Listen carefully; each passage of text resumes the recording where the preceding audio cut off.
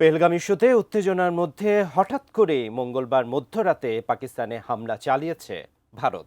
নিজ দেশের ভূখণ্ড থেকে যুদ্ধবিমান ব্যবহার করে এই হামলাগুলো চালায় নয়াদিল্লি। এতে অন্তত ৭০ জন হতাহত হয়।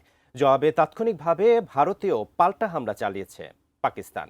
এতে ভারতীয় নিহত হয়েছেন অন্তত ১০ জন। ইসলামাবাদের দাবি, ভারতীয় ৫টি যুদ্ধবিমান গুলি করে ভূপাতিত করেছে তারা। পাল্টাপাল্টি এ হামলার ঘটনায় উত্তপ্ত পরিস্থিতি। এমন অবস্থায় এবার ভারতের হামলার জবাবে সশস্ত্র বাহিনীকে পাল্টা পদক্ষেপ নেয়ার নির্দেশ দিলেন শেহবাজ শরীফ।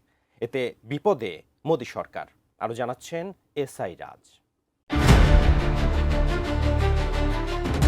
জম্মু ও কাশ্মীরে সন্ত্রাসী হামলার জেরে তৈরি উত্তপ্ত পরিস্থিতির মধ্যে মঙ্গলবার রাতে চালানো ভারতের ক্ষেপণাস্ত্র, বিমান ও ড্রোন হামলাকে অকারণ যুদ্ধ ঘোষণা এবং সার্বভৌমত্বের নগ্ন লঙ্ঘন হিসেবে আখ্যা দিয়ে এর তীব্র নিন্দা জানিয়েছে পাকিস্তান।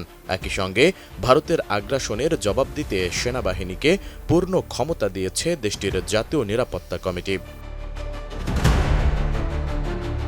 বুধবার দুপুরে ইসলামাবাদে প্রধানমন্ত্রী শাহবাজ শরীফের সভাপতিত্বে অনুষ্ঠিত জাতীয় নিরাপত্তা কমিটির বৈঠকে এ সিদ্ধান্ত নেওয়া হয়। পরে কমিটিটির বিবৃতিতে জানানো হয়, ভারত পরিকল্পিতভাবে পাঞ্জাব ও আজাদ জম্মু কাশ্মীরের নাগরিক বসতিতে এমনকি মসজিদ ও বাড়িঘরের ওপরেও হামলা চালিয়েছে, যাতে বহু নিরীহ নারী, পুরুষ ও শিশুর প্রাণহানি ঘটেছে।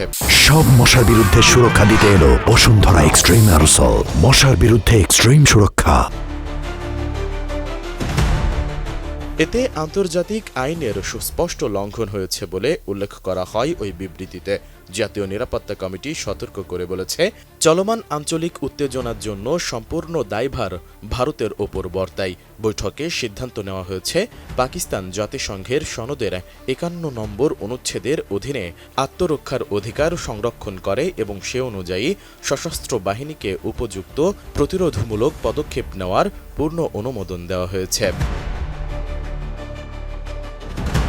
এনএসসি আরও জানায়, পাকিস্তানের সশস্ত্র বাহিনী ইতোমধ্যে দেশের আকাশসীমা রক্ষায় ৫টি ভারতীয় যুদ্ধবিমান ও ড্রোন ভূপাতিত করেছে। এজন্য সেনাবাহিনীর প্রশংসাও করা হয়।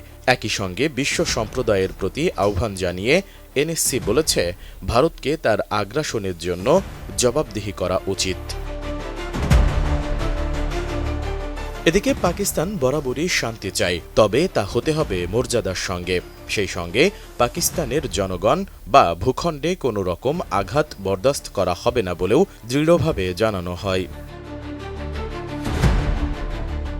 অন্যদিকে ভারতের এই হামলায় পাকিস্তানি ভূখণ্ডে অন্তত ২৬ জন নিহত এবং ৪৬ জন আহত হয়েছে বলে জানিয়েছে পাকিস্তান।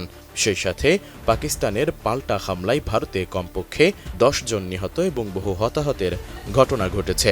ভারতীয় ও পাকিস্তানি কর্মকর্তাদের বরাত দিয়ে এসব তথ্য জানিয়েছে আন্তর্জাতিক গণমাধ্যম। এসআই রাজ, ডেস্ক রিপোর্ট, এটিএন নিউজ।